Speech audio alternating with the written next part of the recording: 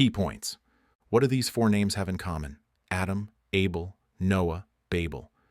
If you're not sure, then what about these four? Abraham, Isaac, Jacob, Joseph. Now, for those who are quick to catch on, you might already know the common thread among these 8 names. They are key points in the entire narrative of Genesis. In other words, if you remember just these 8 names, you can grasp the overall storyline of Genesis. Shall we take a closer look? The first starting point is the one you all know well, Adam. He's the pinnacle of the 7 days of creation. However, after Adam and Eve commit original sin, they are expelled from the Garden of Eden. Their first children born into the world are Cain and Abel. The second key point in Genesis is Abel, and he deserves our attention. This is because he marks the first consequence following Adam's original sin. As Cain, who was a farmer, and Abel, who was a shepherd, grew up, each offered their first sacrifices to God. But for some reason, God did not accept Cain's offering, while he did accept Abel's. Fueled by jealousy, Cain ends up killing his brother Abel. The seemingly small original sin of Adam escalates in the next generation into something much more terrifying: envy, jealousy, and violence, leading to murder. This is the nature of sin. Once it begins, it quickly spirals out of control, from small offenses to great transgressions. From this point, all of humanity in the Bible is divided into 2 groups: the descendants of Cain and the descendants of Abel. Even Jesus mentioned Abel's death, and he specifically stated that at the final judgment, all of humanity in history will be divided into 2 groups before him: the goats and the sheep. It's the same concept. But wait, speaking of Abel's descendants doesn't make sense, right? Abel was killed by his brother Cain, so he's no longer in the world. God then grants Adam and Eve another son, Seth, in place of the deceased Abel. So, to be precise, the division should be between the descendants of Seth and the descendants of Cain. However, as Seth's name implies, which means substitute, he is literally the one who takes Abel's place. But due to the symbolic significance of Abel as the first righteous man who was sacrificed by the violence of original sin, the Bible remembers Abel's name more than Seth's. In any case, both Seth and Cain go out into the world, have descendants, and establish civilizations in their own ways. What's notable is that while the civilization of Cain's descendants becomes more developed and advanced, the consequences of original sin also become more pronounced. For example, while a 7-fold vengeance was warned against anyone who harmed Cain, Cain's descendant Lamech declared that he would exact 77-fold revenge on anyone who harmed him. This shows the increasing cruelty and violence rooted in the logic of power, a world tainted by original sin and separated from God. On the other hand, the descendants of Abel do not leave as distinct a mark on the formation of civilization as Cain's descendants do, but it is recorded that among them were those who called on the name of the Lord. Though they may have been few in number, they certainly existed somewhere in the world, seeking not power but justice, and forming a spiritual culture centered on God. As the story in the Bible progresses, the focus shifts from Adam and Abel to the third key figure, Noah. By the time of Noah, the world had become so filled with various sins that it is said God regretted creating it. Thinking about the ancient civilizations of the time, with their rampant idolatry, sensuality, and cruelty, it's understandable why Noah would have stood out to God. But here's the important point. Noah didn't just suddenly appear one day. He was a descendant of Seth, Abel, a line of righteous people. Noah represents those who, no matter how dark and corrupt the world may be, quietly keep the light burning, staying vigilant. So, when the great flood occurs and the world is cleansed, Noah's descendants spread out. Now, theoretically, the world should be full of righteous people, right? Because Noah was a descendant of Seth, from a line of righteous people. But strangely, that wasn't the case. This highlights that faith in God is not something that can be guaranteed by family environment or human lineage alone. Faith is a gift of God's grace, and responding to that invitation ultimately depends on the individual's choice. Anyway, Noah had 3 sons, Shem, Ham, and Japheth, through whom different races spread across the world. The point is that, regardless of human lineage, the spiritual struggle between the descendants of Cain and the descendants of Seth, between the goats and the sheep, continued unabated. Genesis then moves to its 4th key event, the Tower of Babel. The story of Babel likely takes place during the era of the ancient Babylonian Empire, but it can also be applied to our modern civilization today. The ancestors of the Hebrews, who at that time were just wandering nomads, looked up at the towering idol-worshipping tower at the heart of world civilization. What must they have thought as they saw it? Hearing the loud, unintelligible chatter of people from various nations gathered there, they must have felt great shock and confusion. Just like the name Babel, which means confusion. By this point, God could no longer stand by and simply watch. This marks the moment when he begins his work in earnest. With the story of the Tower of Babel, the first part of Genesis, the primeval history, comes to an end, and the second part, the patriarchal history, begins with Abraham. The second half of Genesis also revolves around 4 key figures: Abraham, the starting point of God's project, his son Isaac, his son Jacob, and finally Joseph, one of Jacob's 12 sons. The focus of the narrative is to see how God, in opposition to the arrogant human civilization represented by the Tower of Babel, begins to establish his kingdom. And his method is truly surprising. He chose just one person, then he chose another. God continues to choose one person at a time. He establishes personal, individual relationships, communicating with them, sometimes encouraging, sometimes admonishing, sometimes patiently waiting in silence. Why is this surprising? Because in those days, such a type of God did not exist. Gods were just silent statues. A God who had a personality and communicated with people was a shocking concept at the time. Here's the important point. When reading through the Bible, the key is to observe how God invites each person to salvation, how they respond, and how their lives are ultimately transformed. But even more important is to view the Bible within the flow of the entire narrative. Shift your focus from the individual characters to God. Read the stories from God's perspective. The Bible is not only history, but also his story. Remember that? For example, the final part of Genesis seems like a dramatic family story. Joseph, one of Jacob's 12 sons, is betrayed by his jealous brothers, but later becomes the prime minister of Egypt. When his family faces the threat of starvation, he brings them all to Egypt to live. At first glance, it might seem like a moving family reconciliation, but that's not the whole story. The final story in Genesis cleverly sets up the next book, Exodus. For the story of the Exodus to begin with the Israelites leaving Egypt, logically, they first had to enter Egypt. Look closely. Despite all the conflicts and betrayals among people, God takes all the shattered pieces of his promises and crafts them into a masterpiece that no one could have imagined. In any situation, God faithfully fulfills his promises. What may seem like unrelated individual lives up close, from a distance, are revealed to be part of the story God is weaving. By understanding the broader context and viewing the stories from God's perspective, we see not just the individual characters, but the God who is actually driving history behind the scenes. This is the power of reading the Bible in its entirety. So, let's summarize. Genesis unfolds through these 8 key points. The first part is the primeval history, telling the story of the creation of the world and humanity. And the second part is the patriarchal history, telling the story of the creation of the Hebrew nation. Genesis, chapters 1 to 11. Starting with this class, we will begin a comprehensive reading of the Bible, starting with Genesis. Genesis is divided into 2 main parts, and we'll start by reading the first part, which covers chapters 1 to 11. Academically, this section is known as the primeval history, and in terms of narrative, it recounts the era of creation. It's crucial to remember that this section unfolds around 4 key points: Adam, Abel, Noah, and Babel. When reading this part of Genesis, it's important to keep in mind that the Israelites often used images and symbols to describe their experiences of God.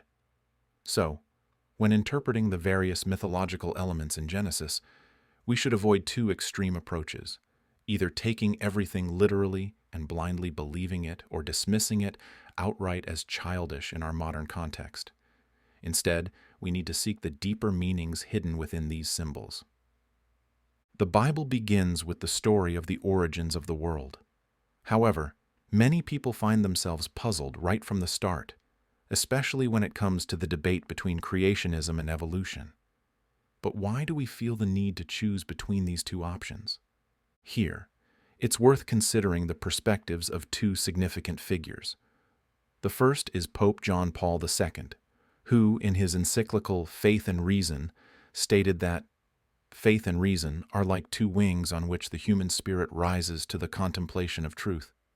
He emphasized that religious truth and scientific truth do not contradict each other. Rather, they complement and illuminate one another.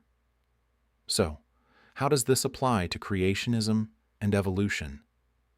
The Church respects the scientific explanations of the evolution of the universe and life, but does not accept the idea that one species evolved into another, specifically, that humans evolved from apes. The Church acknowledges that everything in the universe is constantly changing and evolving in some way, but it maintains that the origin of all things, including evolution itself, lies in God's creation. Now let's listen to another perspective from Albert Einstein, a Jewish-American scientist who said, "Science without religion is lame. Religion without science is blind." Einstein, in essence, is expressing the same idea as Pope John Paul II. Although their domains differ, if both are rooted in truth, they ultimately converge. As we begin the Bible with the 7-day creation story, what message might it convey beyond the fundamental truth that God is the Creator? It tells us that God created humanity to share His divine life, which springs from His love. Creation and salvation are expressions of this overflowing divine love given to us. Of course, when reading the 7-day creation story, we should keep in mind that it is based on the world view of ancient Middle Eastern people, not modern knowledge.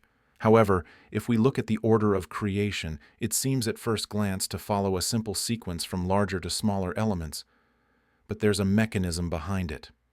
On the first day, God creates light. On the second day, the sky, earth, and waters. On the third day, plants. On the fourth day, the sun, moon, and stars. On the fifth day, birds and fish. And on the sixth day, land animals and humans. This order is likely familiar to most of you. Pay close attention to this. On the first to the third day, God creates the cosmic environment for life to thrive. Then, on the fourth to the sixth day, He creates the living beings that will inhabit these environments. Each environment and the creatures created are interconnected. For example, the creation of light on the first day connects with the creation of the sun, moon, and stars on the fourth day. The creation of the sky, earth, and waters on the second day connects with the creation of birds and fish on the fifth day. The creation of plants on the third day connects with the creation of land animals and humans on the sixth day. In this structure, the beings created last are designed to enjoy all that has been created before them. And that being is humanity. From a scientific perspective, we might explain it this way. For the sake of creating humans just 2 million years ago, God spent 6 days, or in scientific terms, 13.8 billion years, preparing the cosmic environment. You know that the beautiful starlight we see at night is from stars that exploded and vanished millions of years ago, right? It took that long for the light to reach Earth. Think about this. God has been preparing this grand cosmic event for us for billions of years. Reading Genesis requires this kind of spiritual sensitivity and imagination. The author of the Psalms might have felt the same way when he wrote, "When I look at your heavens, the work of your fingers, the moon and the stars which you have set in place, what is man that you are mindful of him, and the son of man that you care for him?" Additionally, God's special love for humanity is evident in the repeated phrase after each act of creation. God saw that it was good, but after creating humans, there's an extra word. It was very good. Humans are the only beings created to share in God's divine life, created in His image. This is why we must respect every person, regardless of their circumstances. The biblical foundation of human rights is that humans are created in God's image, and this includes yourself. No matter your situation, you are a dignified and noble being. You should never let anyone disrespect or belittle you. You are created in God's image. Genesis chapters 12 to 20. In today's session, we'll begin the story of the patriarchs, starting with Abraham. This section isn't just about focusing on the life of a single man known for his great faith. It's also important to see the broader significance from God's perspective. This marks the beginning of God's salvation project for humanity, which began after the Tower of Babel incident in Genesis. Abraham's story is the starting point for everything that follows, even extending into the New Testament. So, what was God's purpose in calling Abraham? He says it's to bless all the nations of the world. But what does that mean? The blessing God gives to Abraham isn't just for his own well-being. It's a blessing intended to be passed on to all the nations. It's similar to how the Holy Spirit bestows charisms on individuals for the benefit of the entire community. In other words, the blessings and salvation we receive are meant to be shared with others. This is the essence of the existence of God's people. We need to ask ourselves, where is this stream of blessings flowing from me? Is it being blocked at my end? Historically, whenever the Israelites forgot this identity, they were invaded by foreign powers, a viewpoint shared by the biblical authors. When they failed to live according to God's will, they lost their reason for existence. Thus, while it's important to learn from Abraham's decisive act of faith when God told him to go, it's equally crucial to understand the bigger picture of God's plan for the salvation of the world, which he unfolds through Abraham. The reality of God's call to Abraham was likely far from what we might romantically imagine. For a semi-nomadic person in the ancient Near East, leaving his home and leading his family to an unknown land was a life-or-death decision.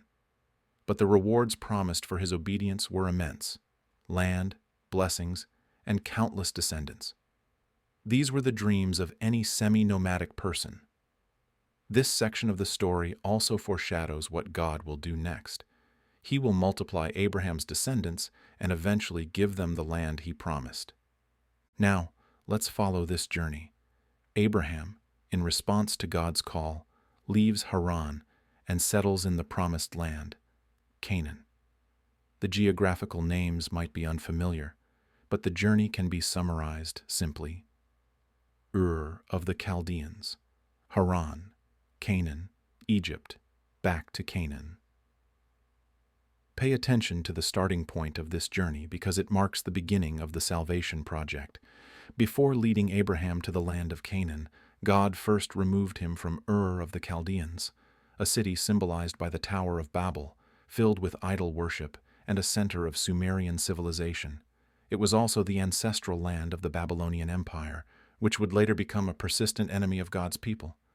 God's first act was to remove the seed of his people from that place, much like how he protected the Virgin Mary from original sin by pouring out the Holy Spirit before the Incarnation.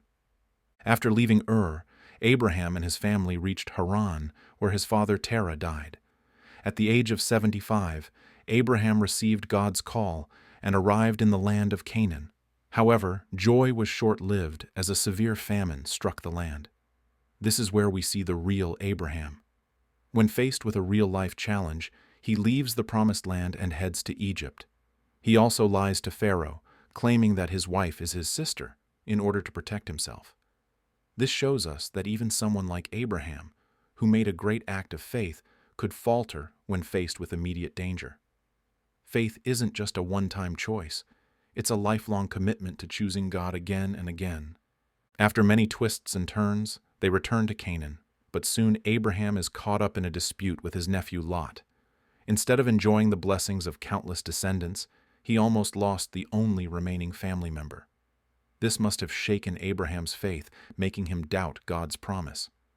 Around this time, Abraham receives a blessing from Melchizedek, the king of Salem, who later becomes the archetype of all priesthood in the Bible. Although this blessing from Melchizedek would have given Abraham some renewed strength, the reality remained unchanged. His wife Sarah still hadn't borne a child. In a moment of despair, Abraham considers making his servant Eliezer of Damascus his heir. But God reassures him and finally establishes a covenant with him, promising that a son born to Sarah will be his heir. They perform the ritual of cutting animals in half and passing between them, confirming that Sarah's future son will be Abraham's rightful heir. Despite this covenant, Sarah still doesn't conceive, as she was already past the age of childbearing. Was it all a futile hope? Growing impatient, Abraham listens to Sarah's suggestion and sleeps with her Egyptian maid, Hagar, resulting in the birth of Ishmael, a son he had longed for. But Hagar and Ishmael are soon expelled. The Bible notes that Ishmael is the ancestor of the Arab people. The biblical author likely wanted to emphasize that the rightful heirs of God's kingdom are the Israelites. Perhaps Abraham's patience was wearing thin. Seeing his faith waver, God makes another covenant with him, this time establishing circumcision as a sign of the covenant. Circumcision symbolized cutting away the sinful past and fully belonging to God's pure kingdom. Since Abraham's thoughts and attitudes were still influenced by the secular world of idol worship he had been exposed to since childhood, this ritual was necessary to sever those ties. Circumcision was to be practiced by his descendants as well, indicating that God would give them children and that this covenant would continue through future generations. Another important aspect to note is the change of names. After this covenant, Abraham's name changes from Abram, meaning exalted father, to Abraham, meaning father of many nations. The addition of a single Hebrew letter, representing breath, transforms his destiny. This is because it symbolizes God's breath. In the Bible, names explain the essence of a person, and when God gives someone a new name, it signifies a completely new life. As if the covenant wasn't enough, God himself visits Abraham in the form of 3 persons to reaffirm his purpose. Traditionally, this part is seen as a foreshadowing of the Trinity in the Old Testament. Now let's focus on Abraham's transformation. For the first time, we see him passionately interceding with God for the salvation of the sinful cities of Sodom and Gomorrah. This fervent prayer for the salvation of the world is the first act of the newly transformed Abraham, fitting his new name. In contrast, Abraham's nephew Lot heads toward the sinful and indulgent cities of Sodom and Gomorrah, leading to the destruction of his family. He loses his wife, and, worried about the end of his family line, his 2 daughters secretly conspire to have children with their father, resulting in the birth of Moab and Ben-Ami, the ancestors of the Moabites and Ammonites according to the Bible.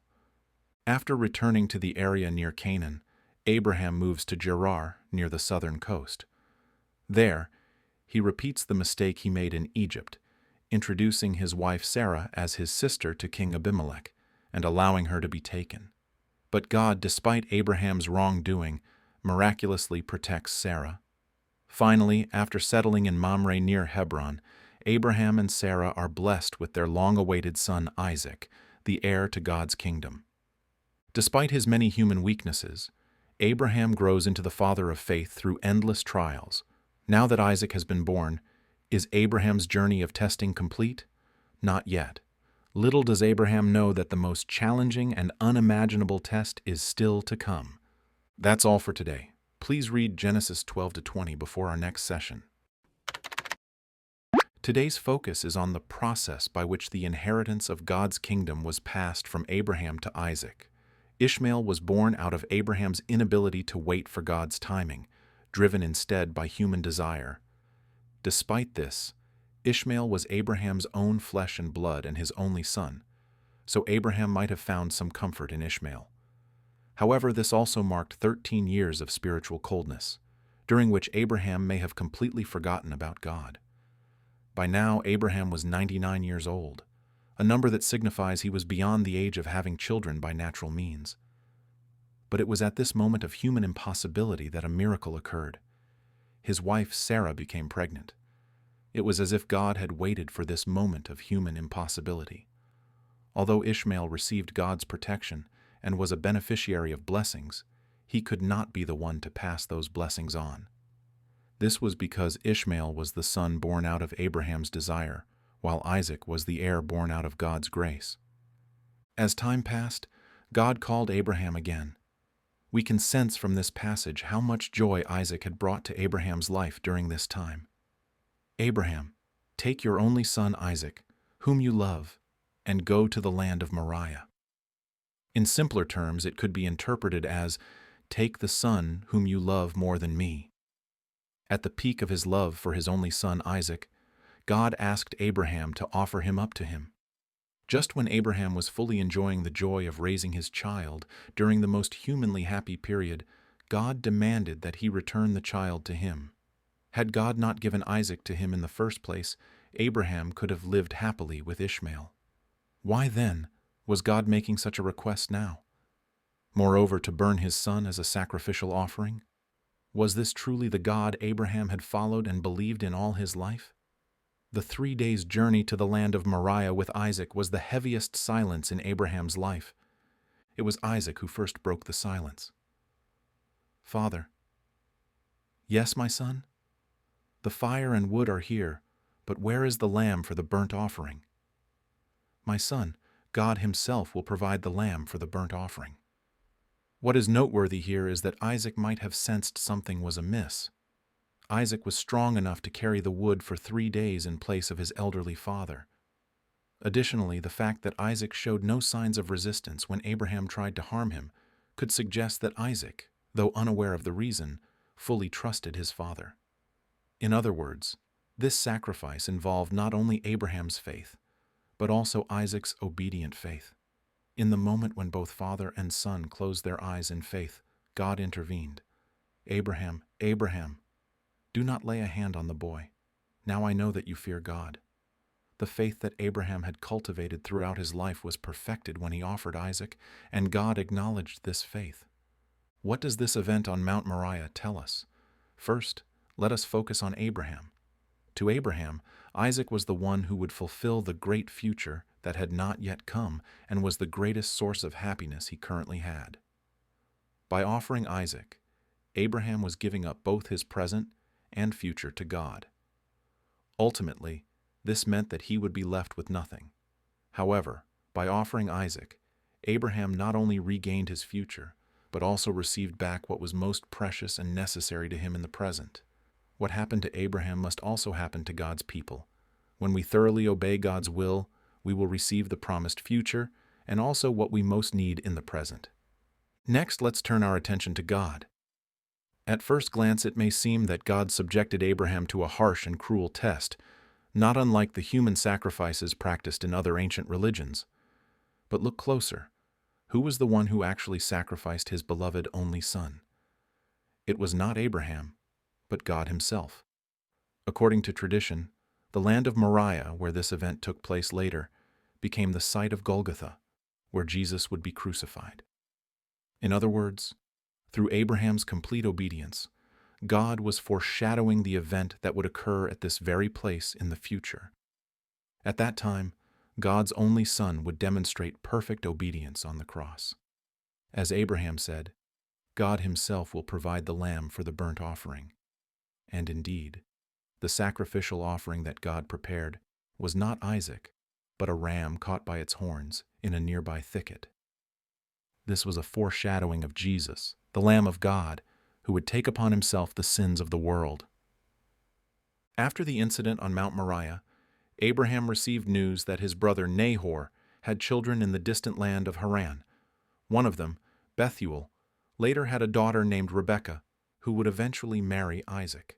However, before this meeting took place, Abraham's wife, Sarah, passed away. Though Abraham had betrayed her twice during their lifetime, she remained his lifelong companion, who endured with him and believed in God's promise, patiently waiting with him and finally shedding tears of joy when they received Isaac. Abraham must have wanted to do something in honor of his wife. As a foreigner in the land of Canaan, Abraham did not own any land, but through careful negotiation, he managed to purchase a burial plot for his wife, where not only Sarah but his entire family would eventually be buried. What was Abraham thinking? He lowered himself before Ephron, the Hittite landowner, and made every effort to secure the land, even paying an exorbitant price by contemporary commercial standards to legally purchase the land. This is the very land where not only Sarah but also Abraham himself, their son Isaac, and his wife Rebekah, as well as their grandson Jacob, would eventually be buried.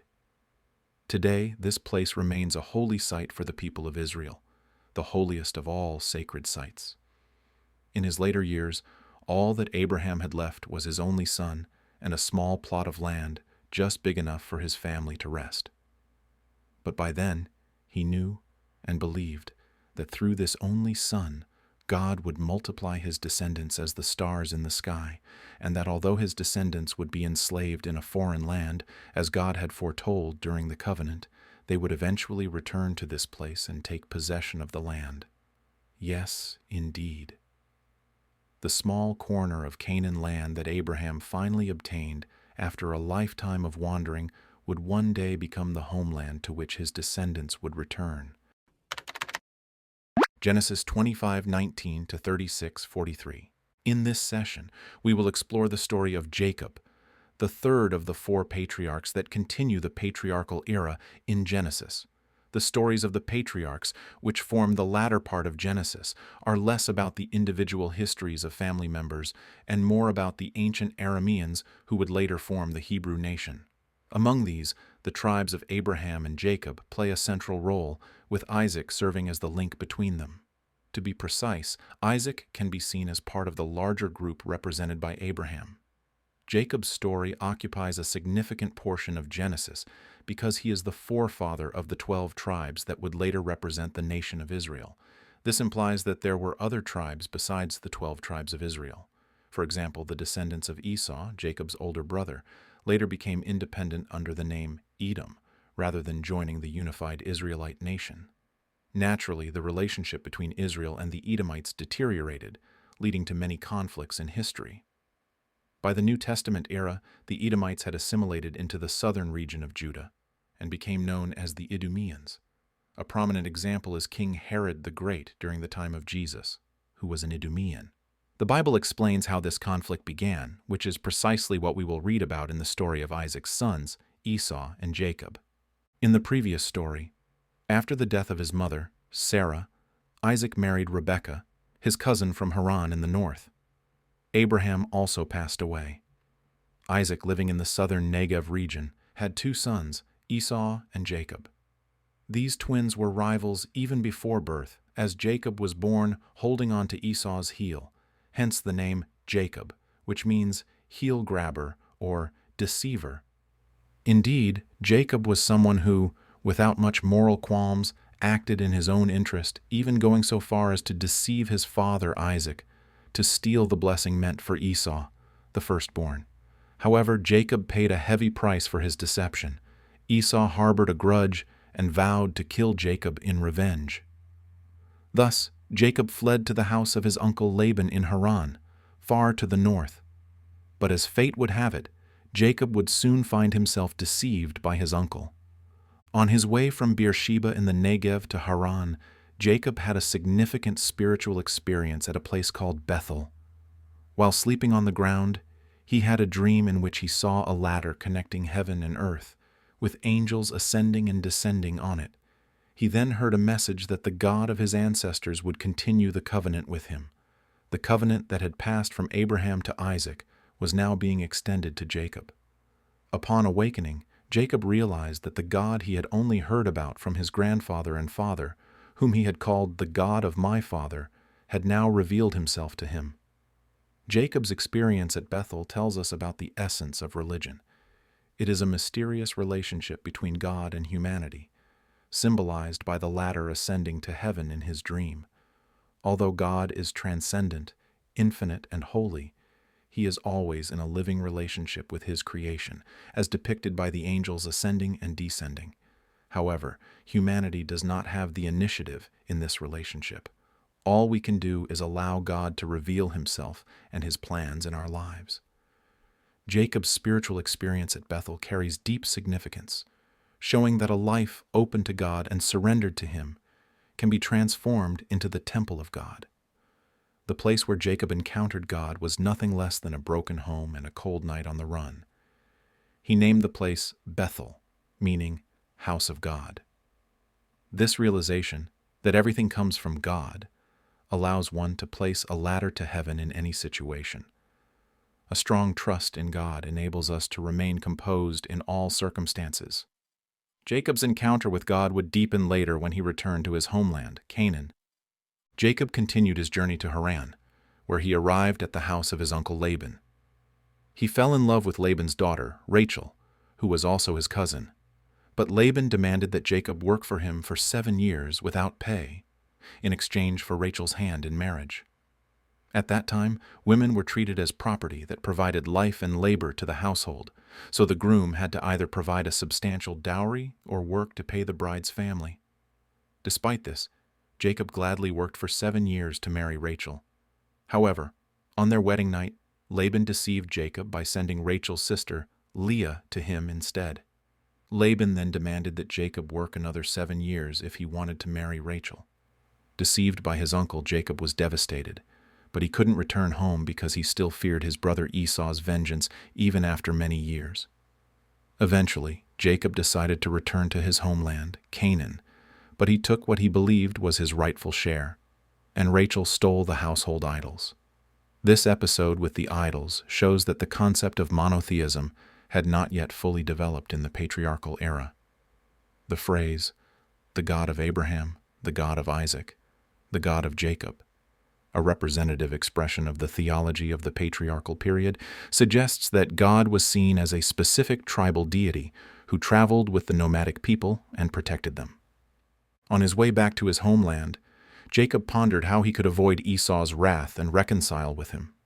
True to his cunning nature, Jacob devised various strategies. As a gesture of repentance, he approached Esau cautiously. The night before meeting his brother Jacob, trembling with fear, had another significant spiritual experience at the Jabbok River near a place called Peniel. In the middle of the night, he found himself in a mysterious wrestling match with an unknown figure who was actually an angel of God. Jacob wrestled with this figure all night because he wanted to secure a blessing that would protect him and his possessions. Relentlessly, Jacob persisted and finally received the blessing. The figure blessed Jacob and gave him the new name Israel, meaning one who struggles with God, a name that would later represent the people of God. This blessing was not just for Jacob's personal ambitions, but was meant for the formation of a people and a community. It is noteworthy that the name of this mysterious figure is never revealed to Jacob, signifying that while Jacob could manipulate his father and brother, he could not do the same with God. From this blessed Jacob would arise a nation entrusted with fulfilling God's plan. This raises a question. As we have seen, Jacob was not a person of exceptional faith like Noah or Abraham. From a worldly perspective, he was ordinary or even cunning. Was such a person truly qualified to be the bearer of blessings to all nations? This is a recurring theme in the Bible, just as with Cain and Abel in the earlier chapters of Genesis, where only Abel's offering was accepted by God. We cannot fully understand the reasons behind God's choices, but we know that God, who is omniscient and omnipotent, sees everything and makes sovereign judgments and choices. God is not a simple dispenser of rewards for good deeds and punishments for bad deeds. His grace transcends the ethical distinctions of good and evil. Only God knows the reasons for his choices. Thus, the fact that Jacob, despite being an ordinary person, was chosen by God and became the bearer of blessings, demonstrates God's sovereign will to create something from nothing and bring good out of sin. Was it the power of God's blessing or Jacob's cunning that succeeded? Contrary to his fears, Esau greeted Jacob with immediate and warm acceptance, showing no sign of resentment. He even refused the gifts Jacob had sent him. The ensuing joyful feast brings to mind the parable of the prodigal son in the New Testament. The story concludes with forgiveness, triumphing over the desire for revenge. Chapter 34 deals with a terrible event that happened to Jacob's family in his old age. Jacob's only daughter by Leah, Dinah, was sexually assaulted by the son of a local Canaanite chief. In anger, Dinah's brothers planned and executed a brutal revenge. However, their method of vengeance was so cruel that it provoked great resentment from the neighboring Canaanite tribes. As a result, when a severe famine struck later, Jacob's family received no help from any of the surrounding tribes and had to go to Egypt for food. Those who are perceptive may already see where this story is headed. It leads directly into the story of Joseph and his brothers. Even today, the conflict between the Palestinians and Israel over land persists, and the biblical roots of that dispute trace back to this period. In chapter 35, the names of Jacob's offspring are listed. They would later become the honored patriarchs of the 12 tribes of Israel. Chapter 36 provides the genealogy of Esau's descendants. As mentioned earlier, behind the story of the brothers Esau and Jacob lie the Edomites and Israelites. Jacob's 12 sons would later drive out the native peoples of Canaan and establish the Israelite nation.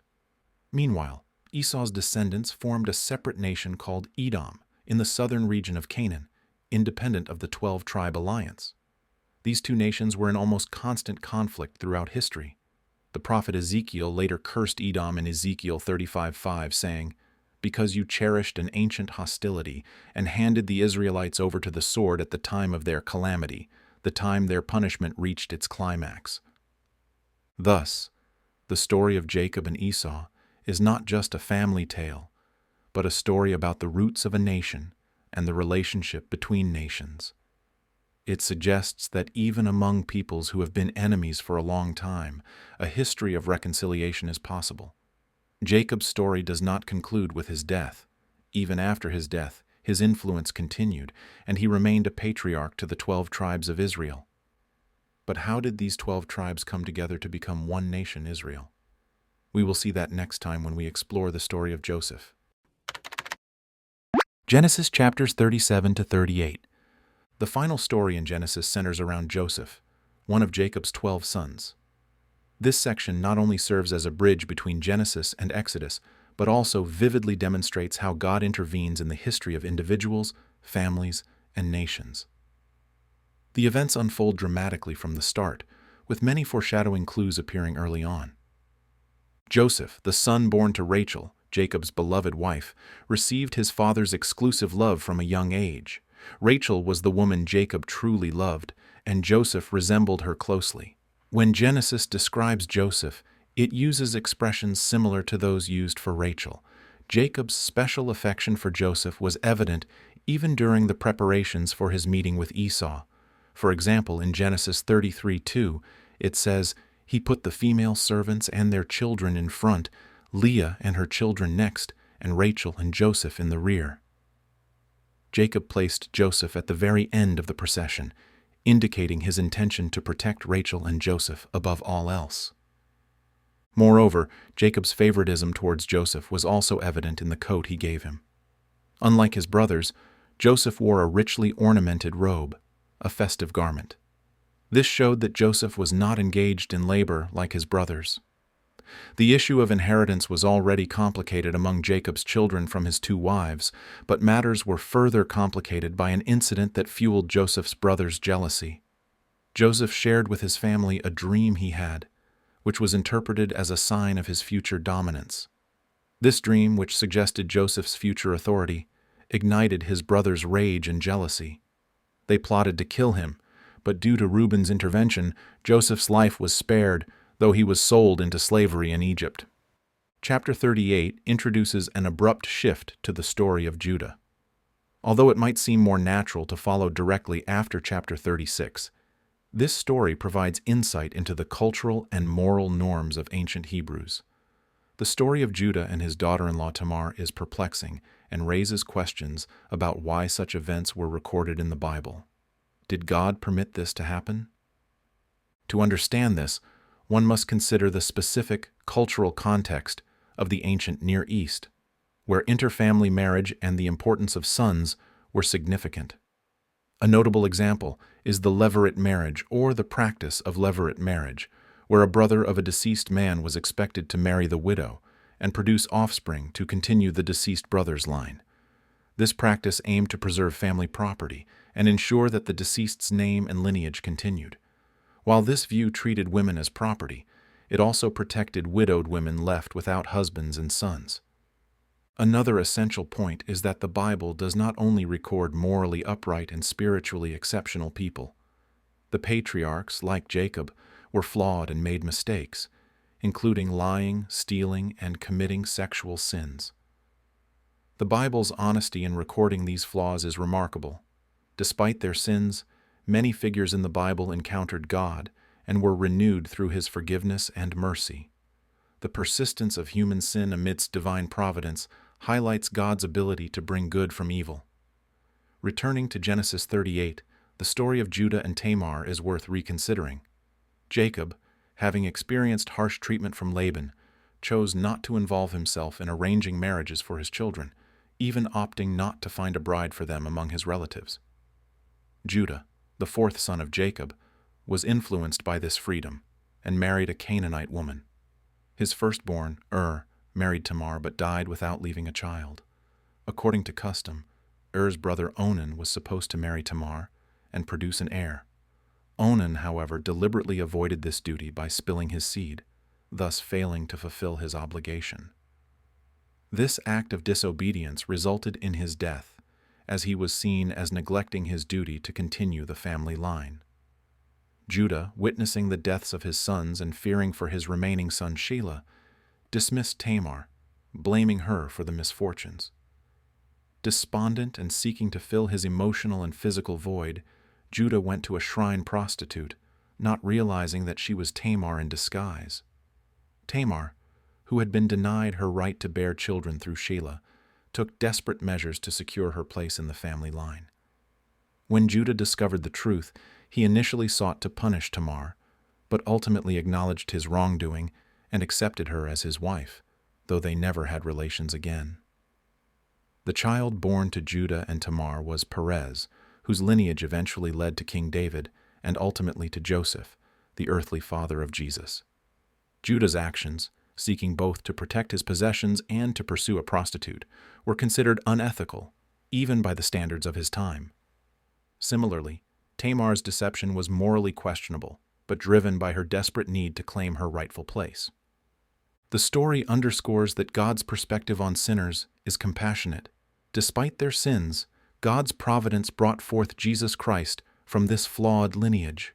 This suggests that the inclusion of such stories in the Bible serves to show how divine grace can work through human imperfections and failures, ultimately fulfilling God's redemptive plan through Jesus Christ. Genesis chapters 39 to 50.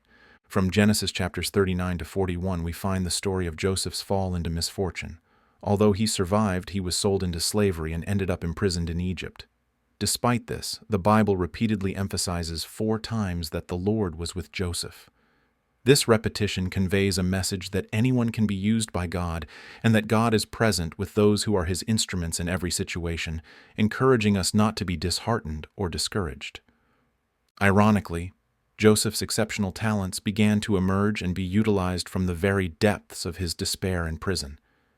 He began to take a leading role in the prison and demonstrated his unique ability to interpret dreams. For ancient peoples, dreams were seen as encrypted messages from God, revealing divine insights and future events. Thus, understanding the meaning of dreams was believed to be a divine gift. Joseph's ability to interpret dreams indicated that he could discern God's work throughout history. When Joseph interpreted Pharaoh's dreams, which no one else could understand, the story took a dramatic turn. In addition to his dream interpretation, Joseph showed remarkable managerial skills that helped save Egypt from famine. This demonstrates that Joseph was truly a wise man. He could discern God's movements and act accordingly. The work of divine grace is completed through discernment and action.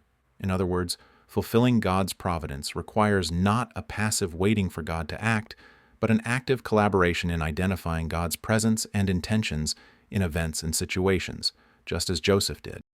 There are many lessons to be learned from Joseph's life. Above all, Joseph was diligent. At the young age of 17, which would correspond to starting college today, he displayed some arrogance, but that was merely youthful folly. Fundamentally, he was a diligent person. His diligence was connected to his faithfulness to God. The 13 years he spent in prison were a time of despair for the promising young man, but within God's providence, it was not a wasted time. It was a period of learning essential virtues for ruling the great Egyptian empire from the ground up. His diligence was recognized even in Potiphar's house, where he learned patience and service, as well as basic Egyptian cultural norms. When Potiphar recognized Joseph's abilities, he was entrusted with managing the household and learned advanced management skills. However, another trial came when Potiphar's wife, attracted by Joseph's abilities and character, attempted to seduce him. His rejection of her advances led to his unjust imprisonment. Yet in prison, he learned about the lives and politics of Egyptian nobility through interactions with Pharaoh's officials. Through these repeated trials and refinements, Joseph grew into a giant. Even when he rose to the position of vizier in Egypt, he remained unchanged, practicing hands-on politics throughout Egypt rather than just desk-bound administration. Chapters 42 to 44 mark the climax of Joseph's story. The dream he had as a child, where his family bowed to him, was now being fulfilled. During a severe famine, his brothers came to Egypt seeking food and met him as their ruler. Joseph, however, wanted to verify whether they had truly repented and were genuinely loving each other. He began a rigorous test to see how his brothers had treated his younger brother Benjamin. In the climax of this testing, Judah, the primary instigator of the original tragedy, finally made a heartfelt confession. Seeing the other brothers' sense of responsibility, Joseph revealed his identity to them. The story concludes with repentance, forgiveness, and reconciliation. Reflecting on Joseph's life, one might think of Jesus, who, despite being rejected by people, became the cornerstone for saving the world. Some scholars even consider Joseph in the Old Testament to be a type of Jesus in the New Testament. Chapters 45 to 50 conclude the Book of Genesis. Joseph brought his entire family, including his father Jacob, to Egypt. With the addition of Joseph's 2 sons born in Egypt, Jacob's family totaled 70 members. Although Jacob's family was the root of God's people, internal conflicts among the brothers and external threats like famine posed significant crises. However, God, who draws good from evil, used Joseph to rescue his people from crisis. As we navigate life's uncertainties, we often encounter questions. Over time, these questions may transform into amazement as we experience unexpected turns. We come to see those chosen as instruments for God's purposes and finally encounter the hidden God who orchestrates everything. Jacob, having moved to Egypt at Pharaoh's invitation, settled in the Goshen region, which is at the delta of the Nile near modern Cairo. He lived there for 17 years, and before his death, he called his grandsons Manasseh and Ephraim, born in Egypt to Joseph, and blessed them. These two would later become heads of the tribes of Israel, replacing their father Joseph. In chapter 49, Jacob gives his final blessings to each of his sons, fulfilling his role as both father and bearer of God's covenant. According to his last wishes, Jacob's body was transported to Canaan and buried in the cave of Machpelah with his ancestors. Eventually, Joseph also passed away, and his final command prepared for the Exodus 400 years later. "I am about to die, but God will surely come to your aid and take you up out of this land to the land he promised on oath to Abraham, Isaac, and Jacob." Genesis 50:24-25.